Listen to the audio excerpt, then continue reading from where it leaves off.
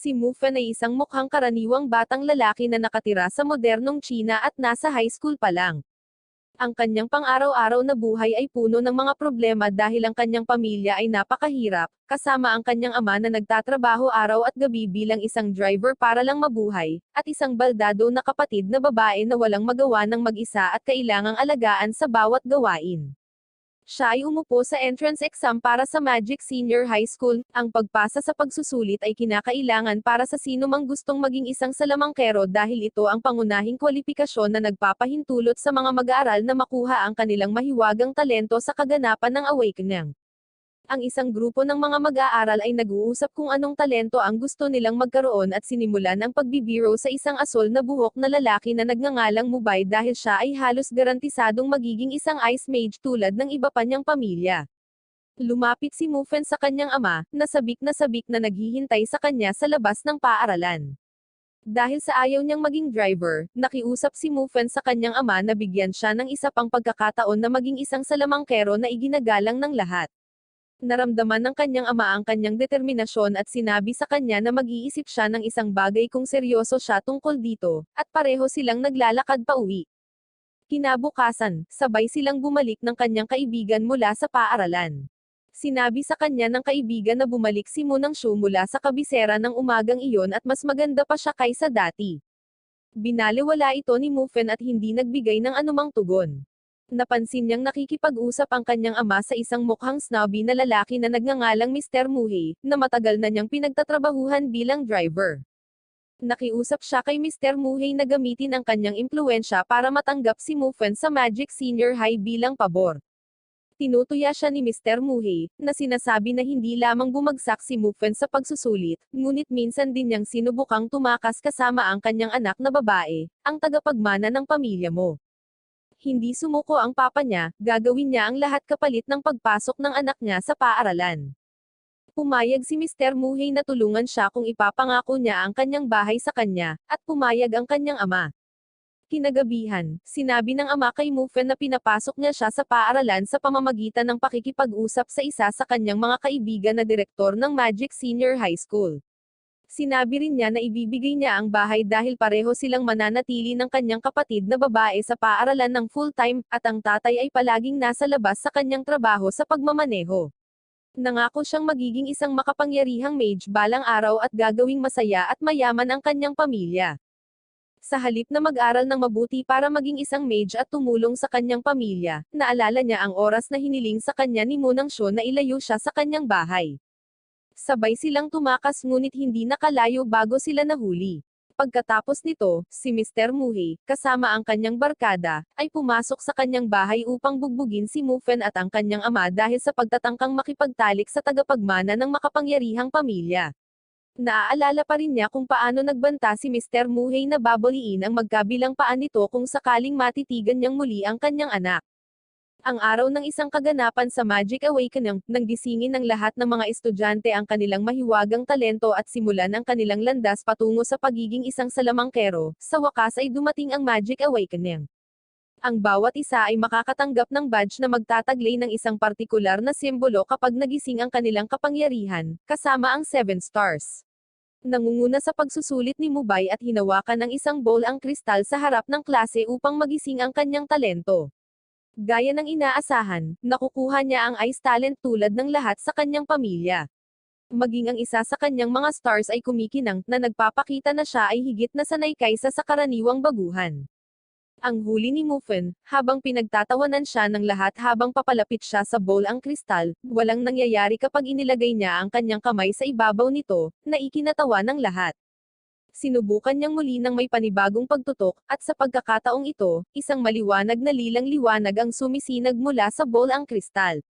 Lahat, maging ang mga estudyante mula sa iba pang mga klase, ay nagsisiksikan sa paligid niya sa pagkamangha upang makita ang lilang-liwanag. Ang lilang ay nagpapahiwatig ng elemento ng thunder, ang pinakabihirang at pinakamalakas na elemento na kilala sa mundo. Si Mufen ay pumasok sa isang estado ng pagkataranta at nananatiling nakatayo habang ang kanyang kamay ay nasa bola ng mahabang panahon.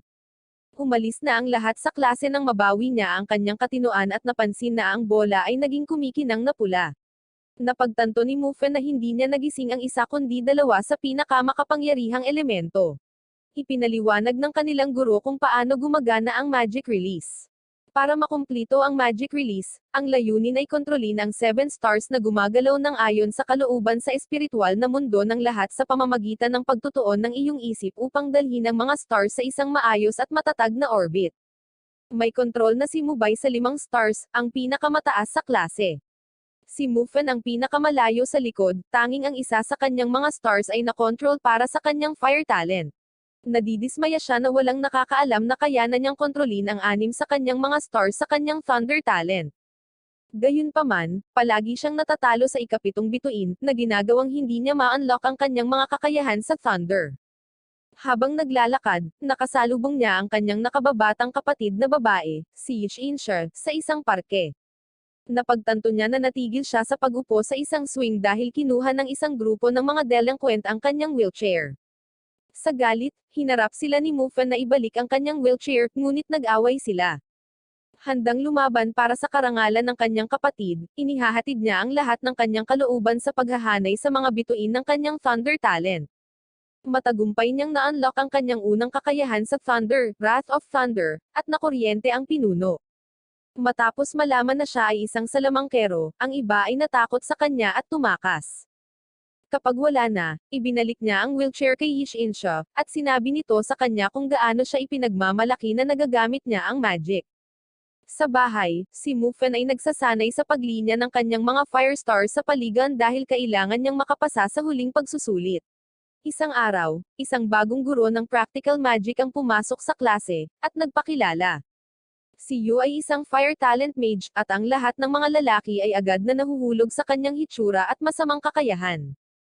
Gayunpaman, habang ginugugol ni Mufen ang lahat ng kanyang oras sa pagtatrabaho ng husto sa paghahasa ng kanyang mga kasanayan at pagpapakita ng unti-unting pag-unlad sa kanyang mga klase, nagplano sina Mubay at Mr. Muhey ng mga paraan upang mabaigo siya tulad ng mga kontrabida sa karton. Plano ni Mr. Muhey na isabotahe ang kanyang huling pagsusulit sa pamamagitan ng paggamit ng isang Darkstone. Ang Darkstone ay mukhang isang normal na itim na bato ngunit may kakayahang sumipsip ng mahiwagang enerhiya mula sa anumang mahawakan nito. Isang buwan na lang ang natitira bago ang pagsusulit, ipinapaliwanag ng guro ang proseso ng pagmamarka. Dapat hawakan ng mga estudyante ang bowl ang kristal, na humahatol sa kanilang mahiwagang kakayahan at kumikinang ayon sa kanilang lakas. Kaya kung mas malakas ang isang tao, mas maliwanag ang bola. Maaring mamarkahan ang mga mag-aaral sa pagitan ng D hanggang 8 kung saan ang D ang bagsak na marka. Tinanong ni Mubay ang guro kung kailangan nilang magsagawa ng magic release. Itinuturo ng guro na ang pag-asa ng magic release mula sa mga mag-aaral sa loob ng isang taon ng pag-aaral ay hindi makatwiran at sa gayon ay hindi sapilitin. Gayunpaman, kung magagawa ito ng isang mag-aaral, ma-promote siya sa elite class at bibigyan sila ng star bracelet na magpapahusay sa kanilang kakayahan tulad ng X-Boost.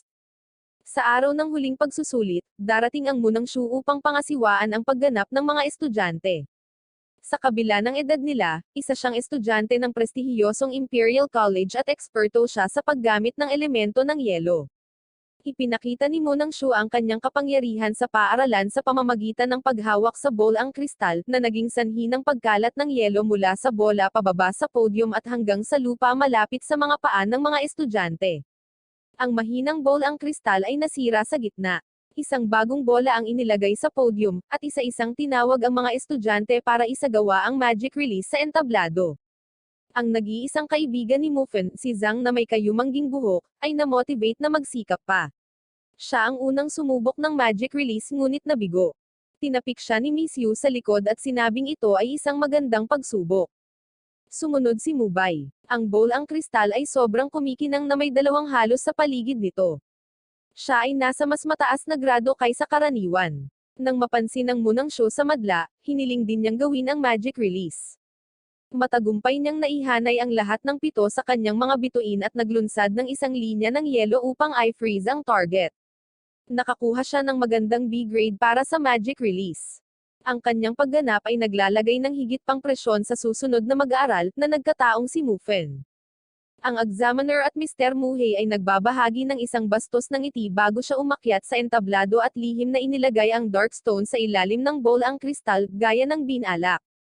Umakyat si Mufen sa entablado at inilagay ang kanyang kamay sa bola, nagulat lamang nang ilabas ng bola ang pinakamahinang orange na ilaw. Sinusubukan niyang muli at nabigo pa rin. Ginamit ni Mr. Muhey ang pagkakataong ito para sabihin kung gaano siya kawalang kakayahan at kung paano niya pinahiya ang kanyang pamilya dahil hindi man lang niya naipasa ang pagsusulit na ito. Si Munang Shu ay nananatiling tahimik habang ang iba ay kinukot siya at pinagtatawanan siya. Hindi tumitigil si Mufen sa pagsusumikap at kalaunan ay nabasag ang bato matapos masipsip ng sobrang lakas. Pagkatapos nito, lumiliwanag ang bowl ang kristal na may isang halo sa paligid nito. Binigyan siya ng guro ng B. Si Misio, na nanonood sa buong oras, ay naghinala na may sira ang bowl ang kristal at nagapela para sa muling pagsusuri kay Mufen. Nakiusap ang guro kay Misio na i-drop ang kanyang claim dahil ayaw niyang mabaigo si Mufen sa isang patas na retest. Ngunit pumasok si Munang Shu at pumipilit din para sa muling pagsubok. Ang isa pang bowl ang kristal ay dinala kaagad. Sa sandaling hinawakan nito ni Mufen, ang bola ay pumutok sa isang nakabulag na pula na may mga sinag ng liwanag na pumapalibot sa kanyang katawan. Sa hiniling ng nagtanong, na magsagawa ng magic release, sa sandaling may lagay sa harap niya ang target, dalubhasang naglulunsad si Mufen ng isang malaking bola ng apoy, na naglalagay ng target sa apoy at nasaktan siya. Si Mr. Muhey, na may mas magandang hairstyle at mas mataas na katayuan kaysa karaniwan, ay tumawag sa kanya at nag-imbite sa kanya na maging bahagi ng pamilya mo at nag-aalok sa kanya ng isang Firestar bracelet para mas magamit ang kanyang kapangyarihan.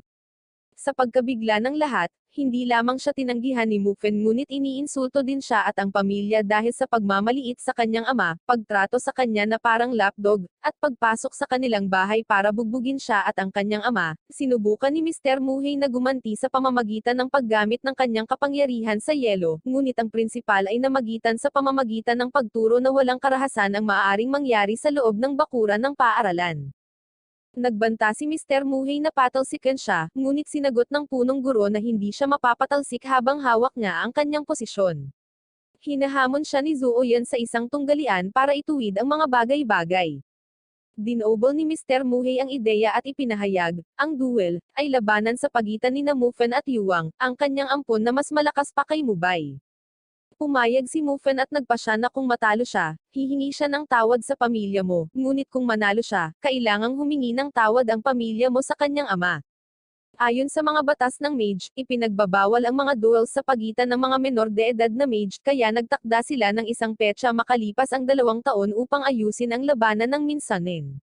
Pagkalipas ng ilang araw, nagpunta ang klase sa isang field trip sa Snowy Peak Outpost 24-7, isang lugar na bantayan ng husto kung saan nakatira ang maraming mga halimaw na kumakain ng tao. Pumunta doon si Mufen na may permiso na malinaw na nakikita sa itaas ng kanyang plain white t-shirt. Hinatasan sila ng instructor doon sa isang bounty hunt na takdang aralin upang bawasan sila ng kaunti dahil sa kanilang kawalan ng karanasan. Gayunpaman, kung walang makatapos sa paghahanap, mabibigo ang buong klase. Sinabi niya na ang mga mag-aaral na matagumpay na manghuli ng isang halimaw ay bibigyan ng isang magic armor, isang piraso ng magic gear na nagkakahalaga ng libo-libo. Si Mufen, na determinadong lumakas para sa tunggalian, ay nakatuon sa pagpatay sa isang halimaw. Ang klase ay nahahati sa iba't ibang mga koponan na tuklasin ng wilderness beyond the outpost gamit ang kanilang mga kapangyarihan upang maalis ang anumang mga hadlang. 2 koponan, na kinabibilangan ni Mubay at Mufen, ang nakarating sa kuweba na iniutos ng instruktor na hanapin nila.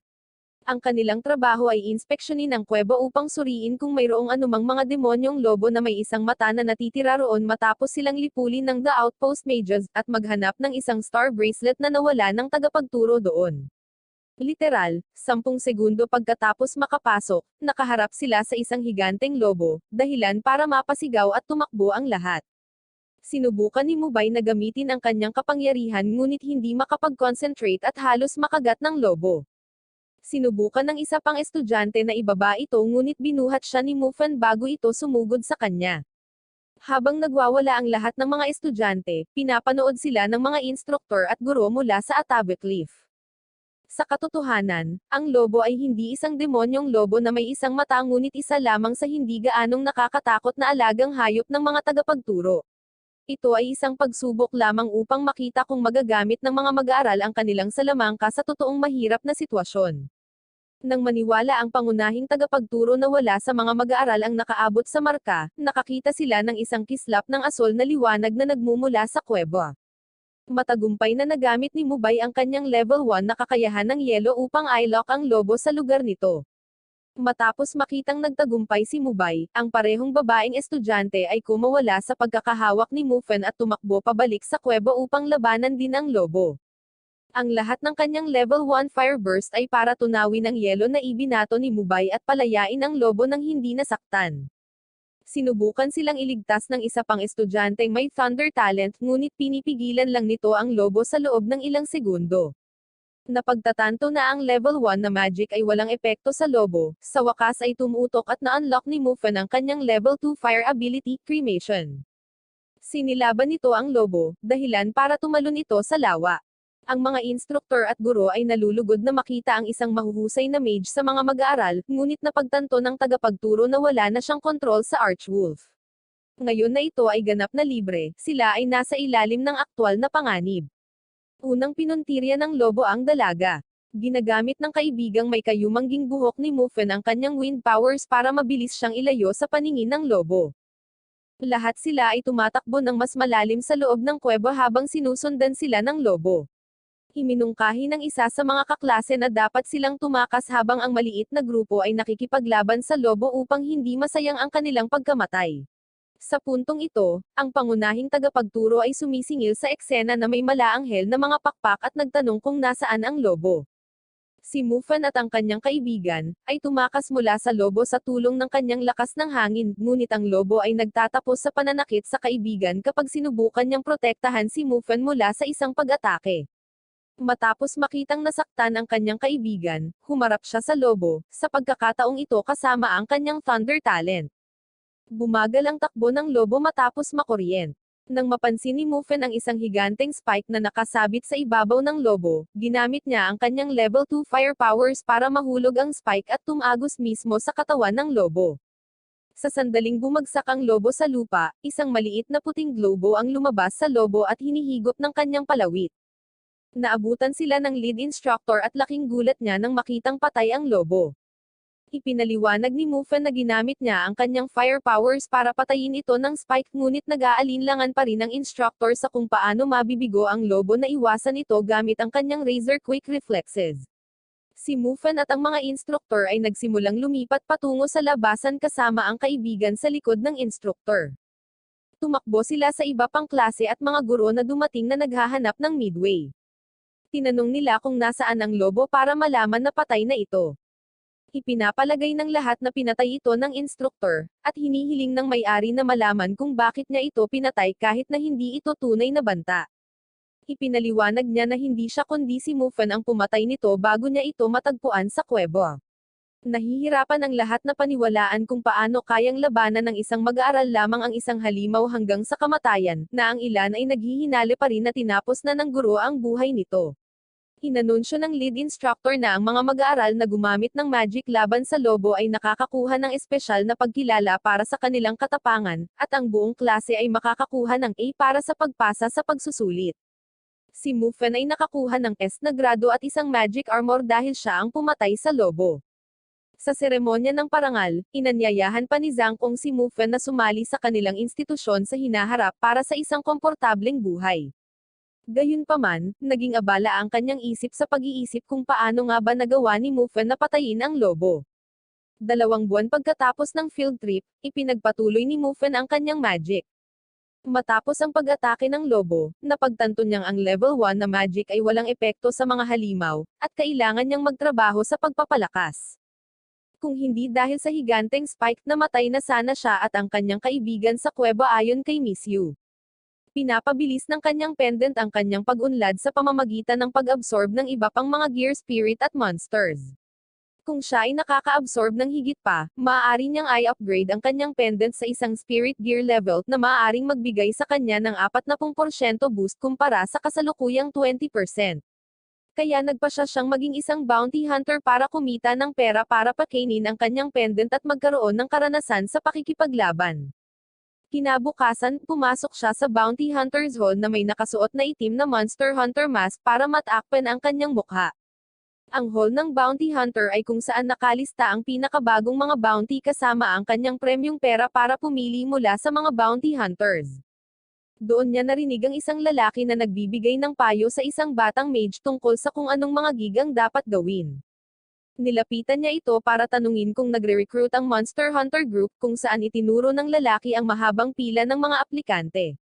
Pinayuhan siya ng lalaki na isave ang kanyang oras at maghanap ng mas simpleng trabaho dahil ang mga Monster Hunter ay lubos na mapili, at ang mga batikang mage lamang ang nakapasok. Sinabi ng lalaki na kung mayroon siyang talento ng apoy, mas madaling makapasok. Gamit ang impormasyong ito, nakapila si Mufen para mag-apply para sa opening sa Monster Hunter. Lahat ng nauna sa kanya ay tinatanggihan, na naging sanhi ng pagkadismaya ng kapitan sa mga bagitong aplikante na minamaliit ang mga kasanayang kinakailangan upang maging bahagi ng grupo.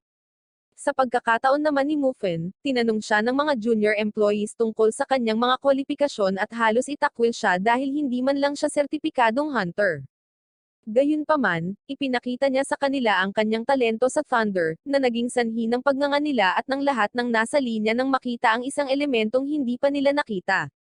Ang kapitan ay sumabog sa pintuan at tinanggap siya sa grupo ng Monster Hunter, hindi pinapansin ang kanyang kawalan ng karanasan at pinaalis ang lahat ng iba pang nakapanayam.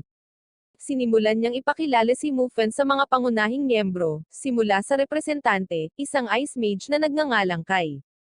Ang iba pang mga pagpapakilala ay nag-ambala ng intel na ang Junius High School ng isang batang babae ay inaatake ng mga demonyo at isang estudyante ang nawawala.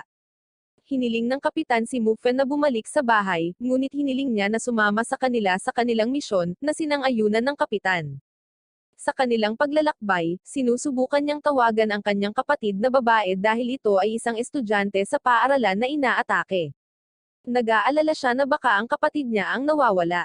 Pagdating nila, ipinagkatiwala ng kapitan ang iba't ibang tungkulin sa mga miyembro at inutusan si Mufen na siyasatin ang kantin. Sa kantin, tumalon si Mufen sa takot sa ringtone ng kanyang telepono. Sinagot niya ito para marinig ang boses ng kapatid. Ipinaliwanag niya na nakalimutan niyang kunin ang kanyang telepono sa panahon ng emergency evacuation at gumagamit siya ng payphone para makipag-ugnayan sa kanya. Sinabi niya na bagaman ligtas siya, naramdaman niyang may nakatago sa dorm habang lumilikas. Pagkaraang ibaba ang tawag, nakipag-eye contact siya sa isang malaking one-eyed blue blob ng isang halimaw. Nagpaputok ito ng isang sinag ng paputok na liwanag patungo sa kanya, ngunit nagawa niyang eye duck at iwasan ito, dahilan upang masira ang bintana sa kanyang likuran at magliyab ang paligid. Inaalerto nito ang iba pang miyembro, at mabilis silang nakarating sa pinangyarihan. Sinabihan nila si Mufen na umatras para maasikaso ito ng mga eksperto. Mahusay silang nagmamanyobra sa paligid ng mga sinag ng halimaw habang ginagamit ng kapitan ang kanyang mga kakayahan sa apoy upang kontrolin ang apoy sa lugar. Nagre-relax sila sa sandaling naisip nilang naalagaan na ang banta, ngunit kahit papaano ay nakaligtas ang mga demonyo sa pag-atake at binuksan ang mata nito. Inutusan ng kapitan ang Ice Mage na harangan ito, ngunit dumaan lamang ito sa kanyang kalasag at gumawa ng sugat sa kanyang damit. Si Mufen ang mabilis na mag-react para tanggalin ito bago ito magdulot ng karagdagang pinsala sa pamamagitan ng pagcast ng kanyang Thunder Serpent power. Pinupuri niya si Mufen para sa kanyang mga kamanghamanghang reflexes at itinataguyod siya bilang isang full-time na miyembro para sa kanyang mahusay na trabaho. Nang maglaon, napansin ni Mufen ang daga na Demon Spirit bilang isang dilaw na globo na lumulutang palabas sa kanyang katawan at nasisipsip sa kanyang palawit tulad ng mga lobo, ngunit napagtanto na walang sino man ang makakakita nito. Hindi pa tapos ang misyon ng Monster Hunter. Hindi pa rin nila nahahanap ang nawawalang babae. Ang ilan sa mga miyembro ay nakakita lamang ng isang lagusan sa kusina na puno ng mga bakas ng paa ng demonyo. Ang kakayahan nito ay kailangang pangasiwaan ng Association of Magic Societies pagkatapos silang maalerto. Ang mga Monster Hunter ay umalis sa paaralan. Sa kanilang pagbabalik, sinabi ng isa sa mga miyembro na nakakita ng telepono ni Mufen sa sahig ng kantin na marami siyang missed calls mula sa parehong numero. Samantala, sa higanteng bagong tirahan, si Yuang, ang magiging dalawahang kalaban ni Mufen, ay mas mabilis na nag-level up kaysa sa kanyang mga kapantay. Naabot na niya ang level 2 ng kanyang talento sa yelo at dapat umabot sa level 3 sa loob ng isang taon, kung saan magkakaroon siya ng kakayahang mag-freeze ng malaking lugar sa paligid niya. Sinabi sa kanya ni Mr. Muhey na dapat lamang siyang mag-alala sa pagkatalo kay Mufen sa tunggalian, isang tagumpay na magbibigay sa kanya ng mga gantimpala mula sa Master. Kasabay nito, ang iba pang Mr. Muhey at Mubay ay nagkikita sa isang hardin upang magplano rin. Sinabi ni Mubay na ang Master ay tila pinapabore ng husto si Yuang at nagtanong kung maaari siyang maging susunod na pinuno. Sinabi ni Mr. Muhey na si Munang Shu ang tanging tunay na tagapagmana ng pamilyang mo at ginagamit lamang ng Panginoon si Yuang na parang aso para magamit siya ni Munang Shu bilang tontungan sa kanyang posisyon sa itaas. Sa punong tanggapan ng Monster Hunter, nakuha ni Mufen ang kanyang unang mataba na sweldo bilang isang full-time na miyembro. Dahil sa bago niyang gig, hindi na siya masyadong pumapasok sa school. Isang araw nang magkaroon siya ng oras para magpakita sa klase, nilapitan siya ni Zuman, ang babaeng iniligtas niya sa lobo. Tinanong niya ito kung papayag ba itong lumabas kasama niya. Inaasahan niyang pupunta siya sa isang pelikula o restaurant sa kanilang unang date, ngunit ang address na ibinigay nito sa kanya ay naghahatid sa kanya sa isang bakanteng eskinita. Pagdating niya, nagsimula siyang magsalita tungkol sa mga regular na pagyanig na nangyayari sa lugar. Nalilito, tinanong niya ito kung bakit niya siya pinalabas. Nilinaw niya na ang kanyang lola ay nakatira sa malapit na gusali at madalas siyang nakakaranas ng panginginig sa gabi. Sa pag-aalala na maaaring may mali, naisip niyang humingi ng tulong sa kanya upang siyasatin ang lugar para sa mga halimaw. Sumasang-ayon siyang tumulong at medyo kumpiyansa siya sa paghawak sa isyo dahil naalagaan na niya ang 7 hanggang 8 halimaw sa trabaho. Sa sandaling iyon, isang higanteng lobo na may isang mata ang lumabas sa lupa na may merienda sa kanyang bibig. Doble ang laki ng lobong ito kaysa sa nakaharap nila sa field trip. Natakot si Zuman, nagmakaawa kay Mufen na umalis sa lugar. Hinihiling niya sa kanya na tumakas ng mag-isa. Lumikas sa block at alertuhan ang pulisya. Gayunpaman, sinabi ni Zuman na hindi siya naghihintay at nakadail ang pulis. Agad na sinusubaybayan ng lobo ang tunog ng dial at hinabol sila tulad ng huling pagkakataon. Dinala siya ni Mufen palayo dito at itinakda ang landas sa likod niya na nagninangas gamit ang kanyang level 2 na kakayahan sa cremation na bilhin ang mga ito ng ilang oras. Ang lobo ay napakalakas, gayunpaman, at patuloy na sumusunod sa kanila nang hindi mukhang nagmamalasakit sa apoy. Sinabi niya sa kanya na umalis muli at hayaan siyang makitungo sa lobo. Ngayong nag-iisa kasama ang lobo, hinugot niya ang magic armor na iginawad sa kanya para bumuo ng force field ng thunder ngunit sa halip ay nauurong. Susunod, sinubukan niyang gamitin ang kanyang kapangyarihan sa apoy ngunit naantala ng napapanahong pagdating ni Kai, ang ice mage na nagkataong nasa lugar ng inaalerto ni Zuman ang mga sibilyan na lumikas. Nagpalabas siya ng malakas na ice spell para i-freeze ang mga binti ng demon sa lugar. Nakipag-ugnayan siya sa kapitan upang sabihin sa kanya na ang lobo ay malamang na isang lobo na may isang mata na naging mutated sa pamamagitan ng pagsipsip ng power leak mula sa sacred spring. Nagtayo sila ng simboryo ng yelo sa paligid ng lobo sa oras ng kanyang pagdating. Ang kapitan ay nagpasya na ang pinakamahusay na paraan ng pagkilos ay ang maghintay hanggang ang mga miyembro mula sa mahiwagang mga asosasyon ng lipunan ay lumitaw upang hawakan ang sitwasyon dahil ang paggamit ng kanyang kapangyarihan sa apoy ay maaaring matuno ang ice dome at hayaan ang lobo na kumawala sa lungsod. Ang lobo sa kalaunan ay lumabas sa dome at nagsimulang mag-evolve bilang isang lobo na may tinak na mukha na may mga tinak na tumutubo sa likod nito. Inutusan ng kapitan ang kanyang mga miyembro na patayin kaagad ang lobo bago ito ganap na umunlad at magdulot ng kalituhan sa lungsod. Sa kabila ng lahat ng kanilang mga pagtatangka na pabagalin ito, patuloy pa rin itong umuunlad at natutunaw ang yelo sa paligid nito. Sinunggaban niya ang mga hunters, ngunit ang water mage ay nag-conjure ng isang matibay na pader ng tubig upang harangan ito, ngunit pinabagal lamang ito ng ilang segundo. Sumusunod ang kapitan sa pamamagitan ng paggamit ng kanyang level 2 cremation power habang pinapalabas ng Earth Mage ang mga haligi ng bato sa harap ng lobo. Ang isa pang pader ng tubig ay lumitaw sa harap ng kapitan upang protektahan siya. Ang lobo ay tumagos dito, na naging dahilan upang ang kapitan ay inatake ng isang alon ng tubig. Ginagamit ni Mufen ang kanyang antas ng dalawang thunder na kakayahan upang maghagis ng bagyo, na partikular na mahina sa kulob. Ito ang unang hakbang na bahagyang humahadlang sa lobo at nagpupumilit na makalampas sa bagyo, habang bumabagal din ang ebolusyon nito. Habang pinipigilan ito ni Mufen, dinala ng dalawang hunter ang kapitan sa mas ligtas na distansya. Ang partido, na alam na wala silang pagkakataong talunin ang halimaw na ito, isinasaalang-alang ang pag-atras habang pinipigilan ito ni Mufen hanggat kaya niya. Gayunpaman, kung sila ay tumakas, libu-libong mga inosenteng sibilyan ang mamamatay. Sa sandaling iyon, isang baha ng tubig ang lumitaw nang wala saan at nilubog ang lobo. Laking gulat ng mga mage na masaksihan ang isang mid-level na water-poured tsunami sa kanilang harapan. Ang maayos na damit at mahabang buhok na lalaking iyon ay lumapit kay Mufen mula sa likuran at sinabihan ang monster hunters na tumayo habang inaalagaan niya ang hayop. Isang inspirasyon patungo sa mahinang lobo, tinawag niya ang mid-level na kasanayan sa buhawi. Lumilitaw ang isang buhawi, sinisipsip ang lobo sa umiikot na puyo nito, dinadala ito sa isang napakataas na taas, at ibinagsak ito hanggang sa kanyang kamatayan. Ang espiritu ng patay na lobo na may tinak na mukha ay hinihigop ng palawit ni Mufen. Ang lalaki pala ay si Misteryang, isang karanasan at makapangyarihang miyembro ng Association of Magical Societies. Sa talakayan ng mga hunters, pinag-iisipan nila kung dapat nilang iparinig ang alarma sa lungsod dahil sa kamakailang mataas na dami ng paglitaw ng mga halimaw sa lungsod. Sa tingin ni Misteryang, ang alarma ay magdudulot lamang ng gulat sa mga tao at inirerekomenda niya ang pagtaas ng lakas tao para sa city patrol sa ngayon. Pagkatapos ng misyon, sinubukan ni Mufen na alamin kung ano ang meron sa kanyang pendant. Ito ay naging mas mabigat at mas malaki mula nang makuha nito ang espiritu ng lobo.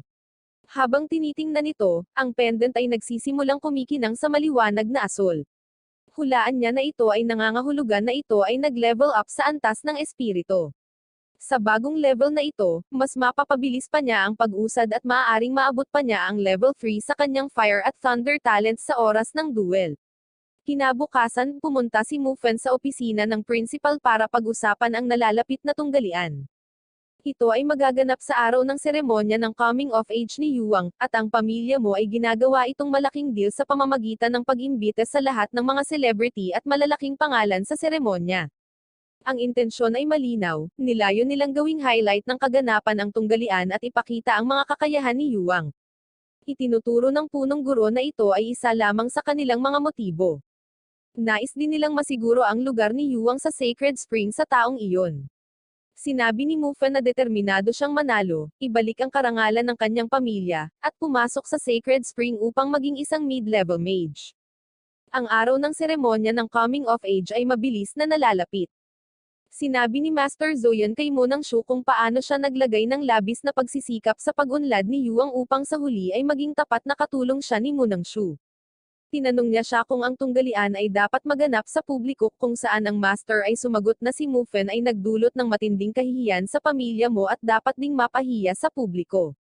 Sa wakas ay dumating na ang araw ng seremonya. Magiliw na binati ni Kai ang Monster Hunter sa mansion ngunit agad na binago ang kanyang tono kay Mufen. Nang makita nila ang likod ni Mufen habang naglalakad papasok sa loob, parang nakilala nila siya from somewhere. Ipinaliwanag ni Kai na nakita nila siya saglit nang dumating sa eksena ng demonyong lobo noon. Sinalubong siya ng mga kaklase ni Mufen habang kumakain siya bago ang tunggalian. Dumating sila upang ipakita sa kanya ang suporta, ngunit siya ay tila walang pakialam sa kanyang sarili. Inimbitahan din ng kanyang ama na manood ng tunggalian. Si Master Zoyan ay umakyat sa entablado upang mag-toast kay Yuang at sa kanyang hinaharap sa pamumuno sa lungsod. Sa gitna ng pagpalakpak, inanunsyo niya ang duel sa mga bisita. Ang lahat ay nagtitipon sa arena upang panoorin ang pinakahihintay na tunggalian, at kumpiyansa na humakbang patungo sa Mufen, armado ng hindi bababa sa 3 uri ng magic gear. Mahigpit na nakipagkamay ang dalawa, at nag-spell para ma-freeze ang kanilang mga kamay habang sinasalungat ni Mufen ng fire spell para matuno ito. Maaari silang kumuha ng magkasalungat na posisyon sa arena. Si Master Zoyan ay senyales na magsisimula na ang tunggalian. Nauna si Yuang sa pagkakasala sa pamamagitan ng pagpapadala ng isang sheet ng yelo gamit ang level 2 magic, na agad na natutunaw ng Mufen sa pagsabog ng apoy. Gumanti si Mufan ng multiple level 2 cremation fireballs na mabilis na naiiwasan ni Yuang dahil sa mahiwagang earth element na sapatos na nilagyan niya. Ginulat ni Yuang ang mga tao sa pamamagitan ng pagpapakawalan ng level 3 na kakayahan na ice storm upang mabilis na i-freeze ang buong arena. Tila ito ay isang mabilis na pagtatapos ng tunggalian, ngunit si Mufan ay nagpatuloy sa isang pader ng apoy upang protektahan siya mula sa lamig.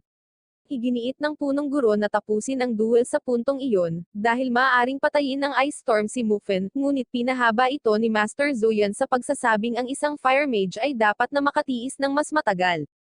Sinusubukan ni Mufan na i-unlock ang kanyang level 3 firepower sa unang pagkakataon, ngunit ang sub-zero na temperatura ay nagpapahirap sa pag-concentrate, at palagi siyang nabigo sa pagtutok sa ikalimang bituin sa orbit. Gayunpaman, ang desperasyon ng pagliligtas sa kanyang buhay ay nagpapahintulot sa kanya na ihanay ang lahat ng 7 stars.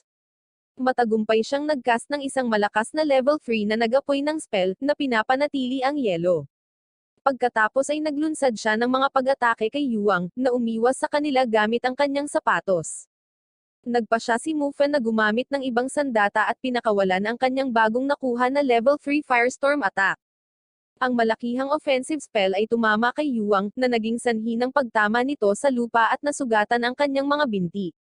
Hindi pa tapos si Yuang, nang bumangon siya at tinanggal ang kanyang scorch na balabal upang ipakita ang magic armor sa ilalim. Ang head instructor mula sa Snowy Peak Outpost na nanonood ng duel, ay tumayo mula sa kanyang upuan at inanunsyo si Mufan na huminto sa pakikipaglaban. Ang magic armor ay hindi masusunog, at nakilala na ng madla ang kanyang mahusay na kakayahan. Dahil ayaw makarinig ng panibagong insulto mula sa kanyang ama, tumanggi si Mufan na sumuko. Sa wakas ay inilabas niya ang kanyang trompeta, ang kanyang thunder talent. Lahat, kabilang si Yuang, ay labis na nabigla nang malaman na mayroon siyang hindi isa kundi dalawa sa pinakamalakas na elemento sa ikatlong antas. Pinakawalan niya ang isang makapangyarihang Thunder Dragon na tumagos sa baluti ng Yuang at durug-durug ito, na nagtatapos sa tunggalian minsan at magpakailanman. Si Mufan, ang bayani, ay sa wakas ay nagawang ipagmalaki ang kanyang masipag na ama at pinatunayan sa mundo na siya at ang kanyang pamilya ay karapat-dapat na kilalanin at igalang.